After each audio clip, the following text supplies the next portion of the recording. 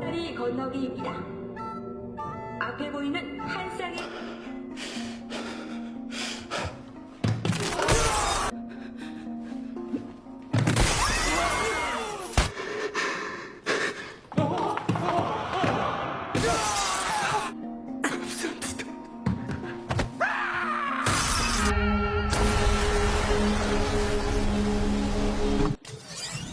Hai teman-teman, di video kali ini kita akan membahas part terakhir dari film Squid Game.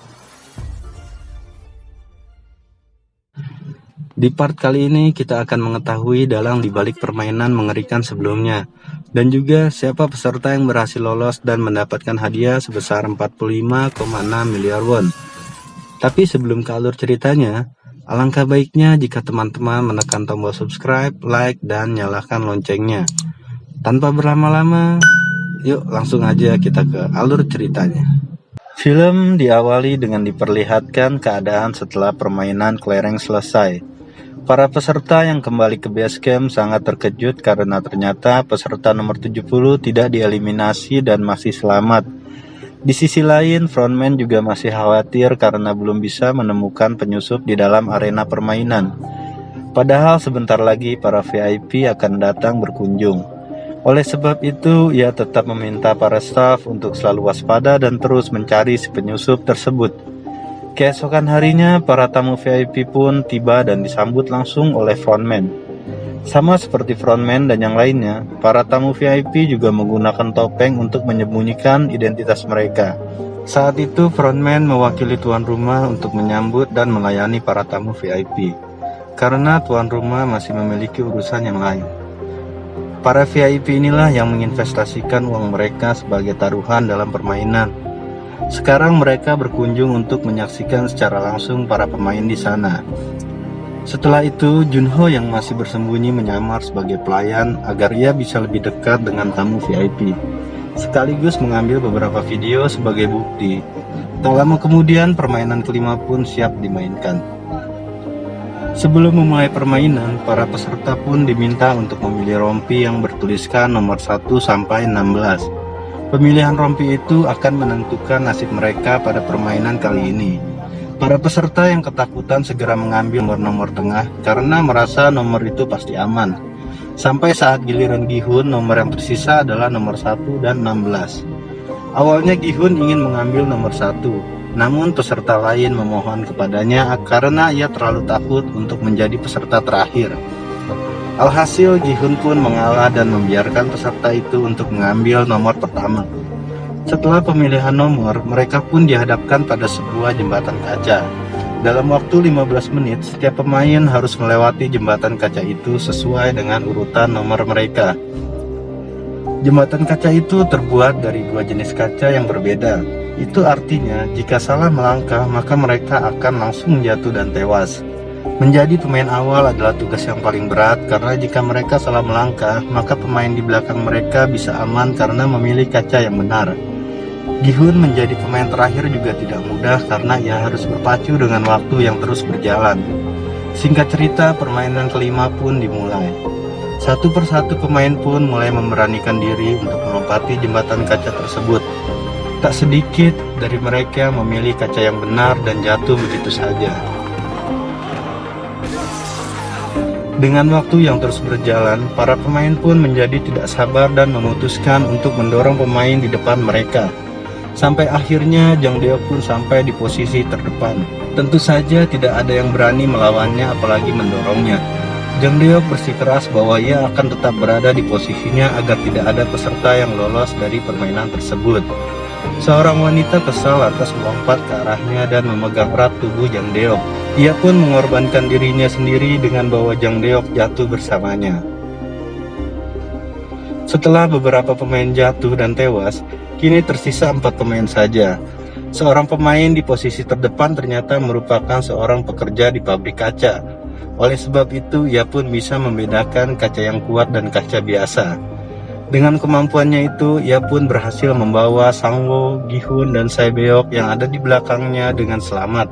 Namun saat langkah terakhir, frontman yang mengetahui hal itu sengaja mematikan lampu agar mereka menjadi kesulitan untuk menemukan kaca yang benar. Hal itu pun membuat pemain itu mengulur waktu terlalu banyak. Alhasil, Sangwoo pun menunjukkan jati dirinya yang sebenarnya. Ia tega mendorong pemain itu, padahal berkat pemain itu mereka bisa maju dengan selamat. Tepat di detik-detik terakhir, Sangwoo, Sae-beok, dan Gi-hun pun segera berlari sebelum akhirnya jembatan kaca itu pun dihancurkan. Sehingga kaca-kaca itu pun terbang dan menggores beberapa bagian tubuh mereka. Para VIP sepertinya cukup puas dengan hasil permainan kali ini. Junho yang berada di sana masih sibuk melayani mereka. Kemudian seorang tamu VIP sepertinya tertarik kepada Junho dan menyuruhnya untuk duduk di dekatnya. Setelah itu tamu VIP itu pun membawa Junho ke ruangan lain. Junho yang merasa direndahkan akhirnya marah dan menodongkan pistolnya pada tamu VIP tersebut. Junho kemudian meminta tamu VIP itu untuk memberikan informasi apapun tentang tempat permainan itu. Hal itu kemudian direkam oleh Junho untuk dijadikan bukti. Setelah mendapatkan rekamannya, Junho pun menghajar tamu itu hingga pingsan dan kabur dari arena permainan itu dengan alat selam yang ada di sana. Frontman pun mengerahkan beberapa anak buahnya untuk ikut mencari Junho. Tak lama kemudian, Junho pun sampai di sebuah pulau. Ia ingin menghubungi ketua polisi untuk meminta bantuan sekaligus mengirimkan bukti-bukti yang ada di handphonenya. Namun karena di sana tak bisa mendapatkan sinyal, ia pun memutuskan untuk mendaki ke tempat yang lebih tinggi. Tak lama kemudian, frontman dan anak buahnya juga sampai di sana. Mereka segera menyusuri pulau itu untuk menangkap Junho. Sayangnya sebelum ia bisa mengirim bukti dan mendapatkan bantuan, Junho pun tertangkap oleh frontman dan anak buahnya. Sosok pria di balik topeng frontman ternyata adalah kakaknya sendiri yang selama ini ia cari. Ia pun bertanya kepada kakaknya mengenai alasannya melakukan semua ini. Namun belum sempat mendapatkan jawaban, Junho pun ditembak oleh kakaknya sendiri dan jatuh ke laut. Di tempat lainnya, Sangwoo dan Gi-hun yang berhasil lolos dipersilakan untuk mengganti pakaian mereka dan makan malam bersama. Saat mengganti pakaiannya, Sae-beok terlihat pucat dengan darah yang terus mengalir di perutnya. Rupanya pecahan kaca besar dari permainan sebelumnya telah menancap tepat di perut kirinya. Ia pun merobek bajunya dan menutupi lukanya itu dengan bajunya tersebut. Tak lama kemudian, Gi-hun dan yang lainnya pun dihidangkan makanan lezat untuk pertama kalinya. Di sana Gi-hun dan Sangwoo melahap makanan mereka sampai habis. Sementara Sae-beok yang masih kesakitan hanya menghabiskan sedikit makanan. Setelah makan malam itu, masing-masing dari mereka pun dibekali sebuah pisau. Gi-hun terlihat masih marah pada Sangwoo karena tega membunuh pemain sebelumnya. Ia pun berniat untuk membunuh Sangwoo dengan pisaunya. Tapi Sae-beok menyadarkannya agar tidak melakukan hal itu. Karena Sae-beok tahu bahwa Gi-hun bukanlah orang yang tega membunuh orang lain hanya untuk mendapatkan uang. Sae-beok yang sudah semakin lemah berpesan kepada Gi-hun bahwa jika ia berhasil selamat dan lolos dari sana, ia meminta Gi-hun untuk mengurus adiknya yang saat ini berada di panti asuhan. Ia pun panik dan berlari ke pintu untuk meminta bantuan. Tak lama kemudian, para staf pun datang sambil membawa peti. Tak disangka saat ingin meminta bantuan, Sangwoo ternyata telah membunuh Sae-beok dengan pisaunya sendiri. Hal itu pun membuat Gi-hun merasa bersalah kepada Sae-beok dan menjadi semakin marah pada Sangwoo. Sementara Sangwoo berkata bahwa ia hanya ingin membantu Sae-beok untuk menyudahi segala kesakitannya. Keesokan harinya, permainan terakhir pun tiba. Dua orang yang masih tersisa itu, Gi-hun dan Sangwoo, akan memainkan permainan yang disebut permainan cumi-cumi. Kebetulan permainan itu adalah permainan masa kecil mereka. Mereka kemudian mendapatkan peran yang berbeda. Gi-hun sebagai penyerang dan Sangwoo sebagai orang yang bertahan. Seperti biasanya dari ruangan lain, para tamu VIP dipersilahkan untuk menonton permainan terakhir dan menjadi saksi siapa yang akan keluar sebagai pemenang. Gi-hun dan Sangwoo sama-sama membawa pisau yang kemudian mereka gunakan untuk saling menyerang. Dengan diiringi hujan, keduanya pun mulai bertarung satu sama lain. Pada satu kesempatan, Sangwoo berhasil merebut pisau dan menusuk tubuh Gi-hun beberapa kali. Namun Gi-hun tidak menyerah, ia terus bangkit dan terus melawan. Usaha Gi-hun itu pun berhasil membuat Sang-woo tak berdaya dengan pisau yang tertancap di tangannya. Gi-hun pun mendekati tubuh Sang-woo dan berniat menikamnya. Namun tak diduga Gi-hun tidak tega melakukan hal itu dan malah menancapkan pisaunya di samping Sang-woo. Ia memutuskan untuk tidak membunuh Sang-woo dan berjalan ke garis finish. Namun hal itu tak bisa ia lakukan. Secara mengejutkan, Gi-hun memutuskan untuk berhenti dari permainan itu. Itu artinya Gi-hun tak ingin mengambil hadiah uangnya dan memilih untuk menyelamatkan sahabatnya. Sesuai dengan aturan ketiga, ia hanya perlu meminta Sang-woo untuk berhenti dari permainan. Namun Sang-woo menolak hal itu dan malah menikam dirinya sendiri. Sebelum meninggal, Sang-woo pun menitipkan ibunya pada Gi-hun. Dengan begitu, mau tidak mau Gi-hun pun langsung dinyatakan sebagai pemenangnya.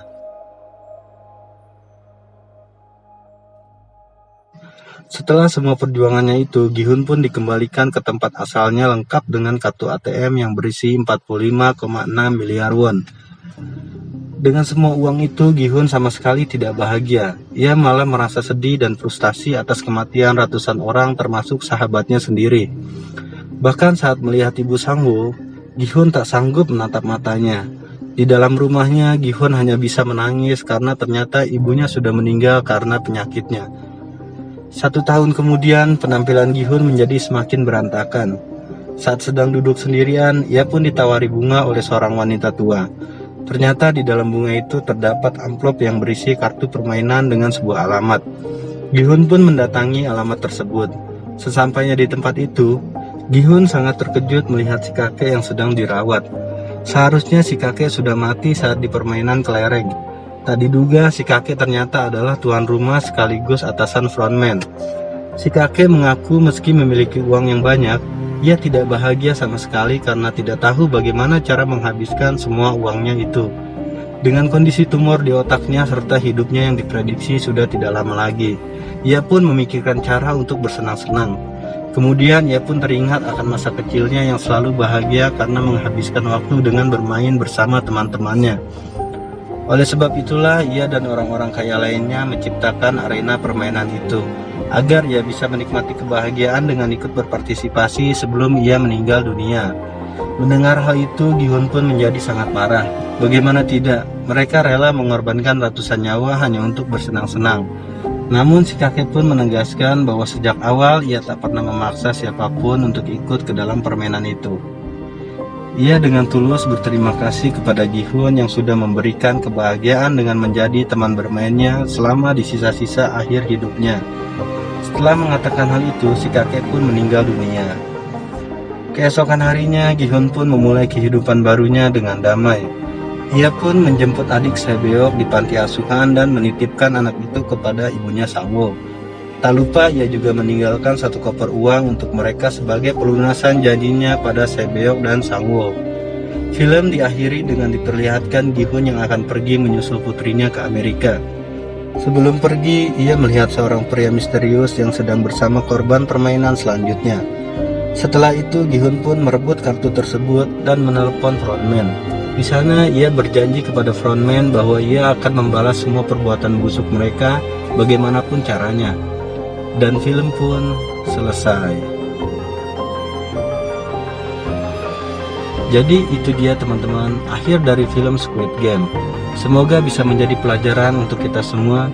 Terima kasih banyak sudah menonton video ini dan sampai jumpa.